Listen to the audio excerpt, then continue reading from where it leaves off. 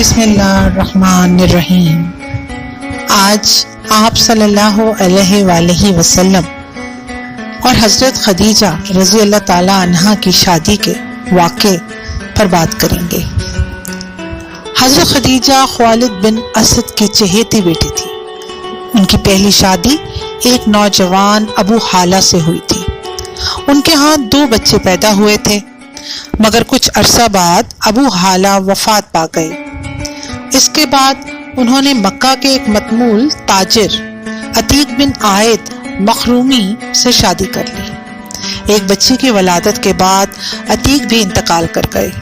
جب خدیجہ سے حضور پاک صلی اللہ علیہ وسلم کے کاروباری مراسم کی راہ ہموار ہوئی تو اس وقت وہ ایک 40 سالہ بیوہ تھیں۔ وہ جسمانی اور اخلاقی اعتبار سے بے حد پروقار دکھائی دیتی تھی۔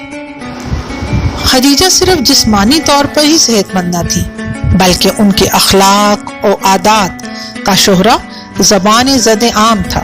چنانچہ اسی غیر معمولی اخلاقی پاکیزگی کی وجہ سے انہیں مکہ بھر میں طاہرہ یعنی پاکیزہ خاتون کے معزز لقب سے یاد کیا جاتا تھا۔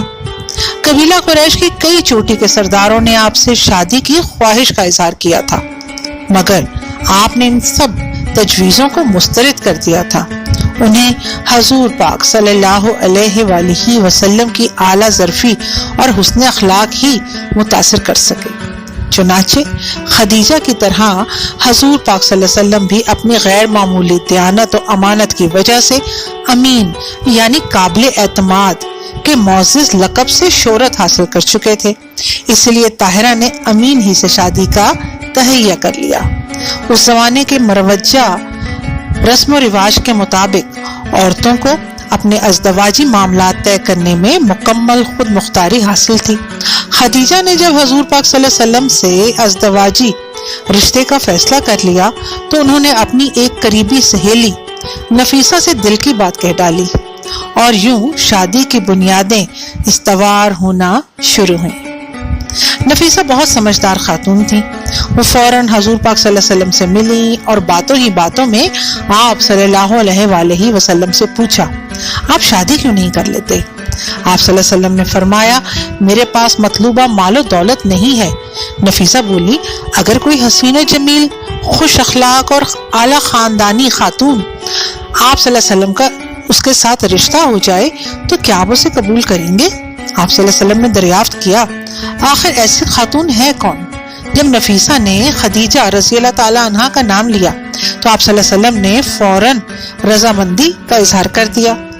بات پکی ہو گئی تو تمام ابتدائی مراحل بھی طے ہوتے چلے گئے۔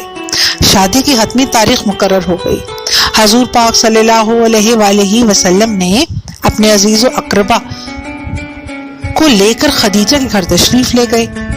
دلہا میاں صلی اللہ علیہ وسلم کے ساتھیوں میں حضرت ابو طالب، حضرت حمزہ رضی اللہ تعالیٰ عنہ اور ایسی ہی بلند شخصیات بھی شامل تھیں۔ خدیجہ کے ہاں ان کے رشتہ دار اور احباب خاندان پہلے ہی سے موجود تھے۔ چنانچہ ایک عظیم نکاح کی پرمسرت تقریبات کا سلسلہ شروع ہوا۔ جناب ابو طالب نے خطبہ نکاح پڑھایا۔ حضرت خدیجہ کا حق مہر 20 جوان اونٹنیاں مقرر ہوا۔ عرب دستور کے مطابق شادی کے بعد حضور پاک صلی اللہ علیہ وسلم نے خدیجہ کے ہاں سکونت اختیار کر لی۔ ازدواجی زندگی کے آغاز سے ذاتی غور و فکر اور عوامی فلاح و اصلاح کے کاموں میں حضور پاک صلی اللہ علیہ وسلم کی دلچسپی میں مزید اضافہ ہوتا چلا گیا۔ حضور پاک صلی اللہ علیہ وسلم اور حضرت خدیجہ کی عمر میں پورے 15 سال کا فرق تھا۔ دونوں کے معاشی مدارج بھی قدرے مختلف تھے، مگر چونکہ سیرت و کردار، عادات و اطوار اور عمومی رہن سہن میں دونوں بلند ترین مقام حاصل کر چکے تھے، ان میں روحانی اور اخلاقی ہم آہنگی کے پائیدار رشتے موجود تھے۔ اسی لیے مالی منصب اور عمر کی تفاوت ان کے ازدواجی تعلقات پر قطعی کوئی ناخوشگوار اثر مرتب نہ کر سکی، بلکہ یہ شادی ہر اعتبار سے ایک مثالی رشتہ ثابت ہوئی۔ وقت گزرنے کے ساتھ ساتھ محمد صلی اللہ علیہ وآلہ وسلم اور خدیجہ کے گھر میں مسرتوں اور نیکیوں کا اضافہ ہوتا چلا گیا۔ حضرت خدیجہ اس خوشگوار شادی کے بعد 25 برس زندہ رہیں۔ ان کی ازدواجی زندگی کا لمحہ لمحہ مسرت، سکون، طہارت اور توازن کی نعمتوں سے لبریز رہا۔ ان کے ہاں 2 بیٹے اور 4 بیٹیاں پیدا ہوئیں۔ دونوں بیٹے ابتدائی عمر ہی میں اللہ کو پیارے ہوئے۔ 4 لڑکیوں کے نام فاطمہ، زینب، رقیہ اور ام کلثوم رکھے گئے۔ حضور پاک صلی اللہ علیہ وسلم کو اولاد اور بیوی سے بے پناہ محبت تھی۔ حضرت خدیجہ سے حضور پاک صلی اللہ علیہ وسلم کی محبت لازوال تھی۔ حضرت خدیجہ رضی اللہ تعالیٰ عنہ کے انتقال کے بعد بھی وہ انہیں اسی محبت اور احترام سے یاد کرتے تھے۔ ان کے وفات کے کافی عرصہ بعد ایک بار حضور پاک صلی اللہ علیہ وسلم نے آپ کو صفا سے عقیدت پیش کرتے ہوئے فرمایا، وہ ایک مثالی بیوی تھی۔ انہوں نے اس وقت اسلام قبول کیا جب سارا عرب کافر تھا۔ انہوں نے اپنی ساری دولت مجھ یعنی میرے مشن پر نچھاور کر دی۔ حضور پاک صلی اللہ علیہ وسلم حضرت خدیجہ کے عزیز و اقارب سے بھی ہمیشہ کمال حسن سلوک سے پیش آتے تھے۔